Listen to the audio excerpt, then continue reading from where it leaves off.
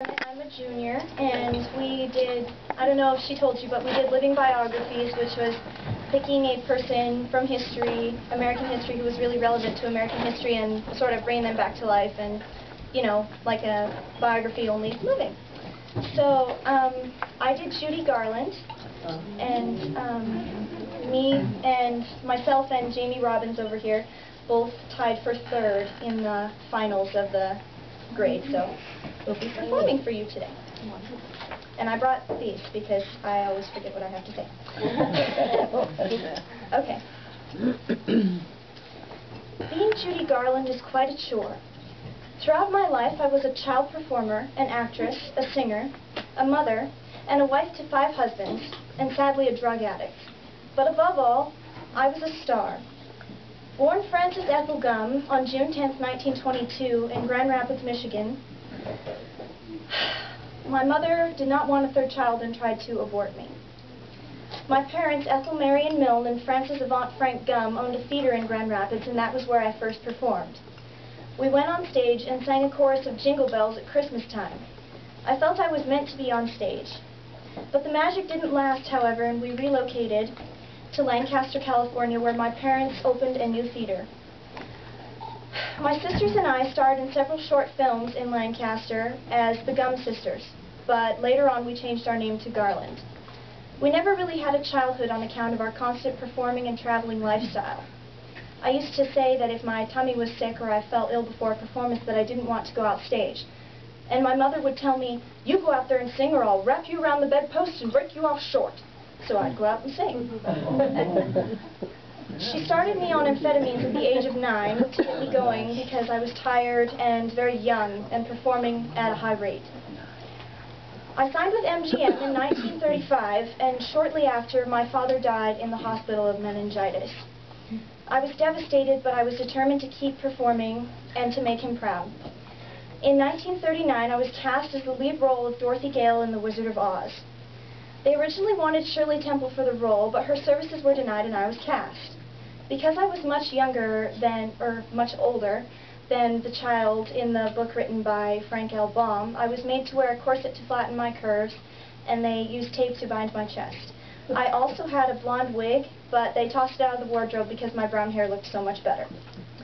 It was also during this movie that I first debuted the song Somewhere Over the Rainbow. It became a personal theme song for me and sold a lot of records. It went a little something like this.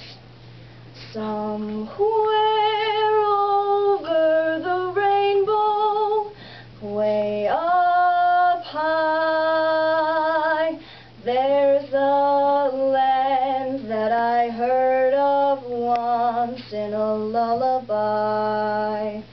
Somewhere over the rainbow, skies are blue, and the dreams that you dare to dream really do come true. Someday I'll wish upon a star and wake up where the clouds are far behind me, where troubles melt like lemon drops away above the chimney tops. That's where you'll find me, somewhere over the rainbow. Bluebirds fly, birds fly over the rainbow. Why then, oh why can't I? If happy little bluebirds fly away above the rainbow, why, oh, why can't I? Wonderful.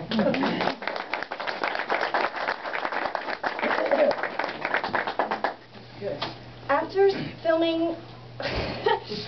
filming The Wizard of Oz, I went on to film my first on-screen romance and had my first off-screen romance as well.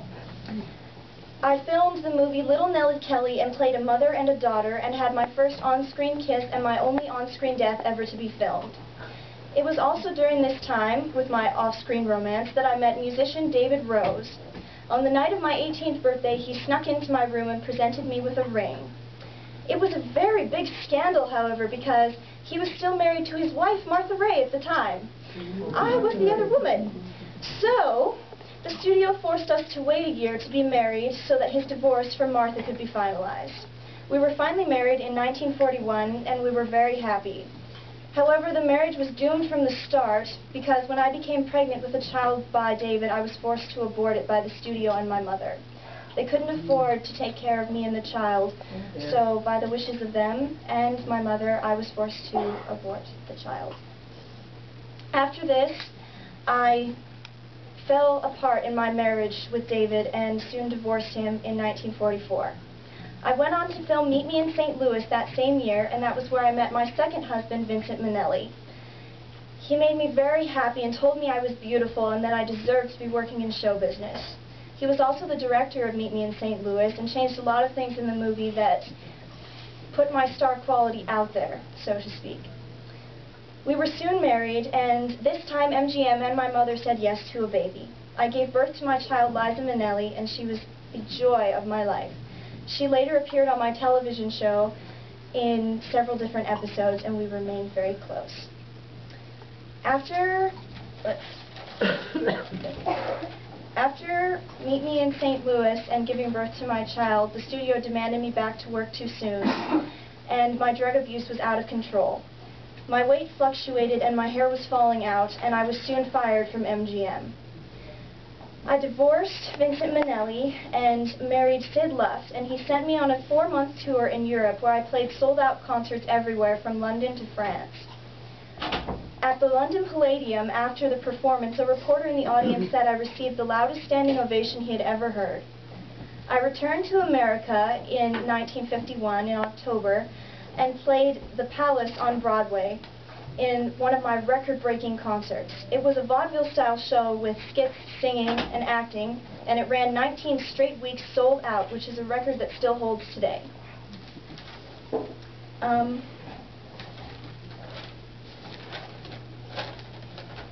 Uh-oh, I'm lost.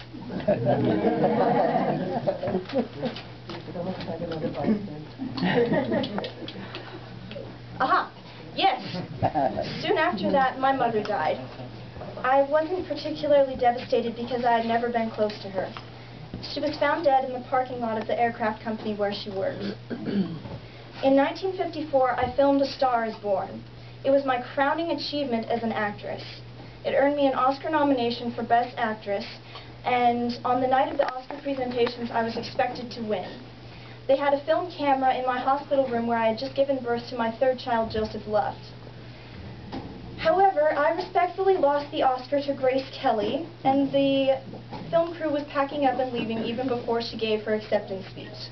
It is still considered one of the biggest Oscar losses in history. After A Star is Born, I had fallen from greatness by 1963. My drug abuse was totally out of control, and I was constantly being fired and booed out of shows. Twice in Melbourne, Australia, one night after the other. The first night because I showed up 3 hours late, and the second night because I fell over on stage.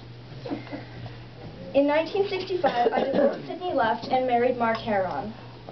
It was during this year that I made my last film, ironically titled I Could Go On Singing. It was after this that I was hired for a few more films, but I was fired from them on account of my drug abuse and showing up late, groggy, and incoherent. I continued singing and playing in concerts, and in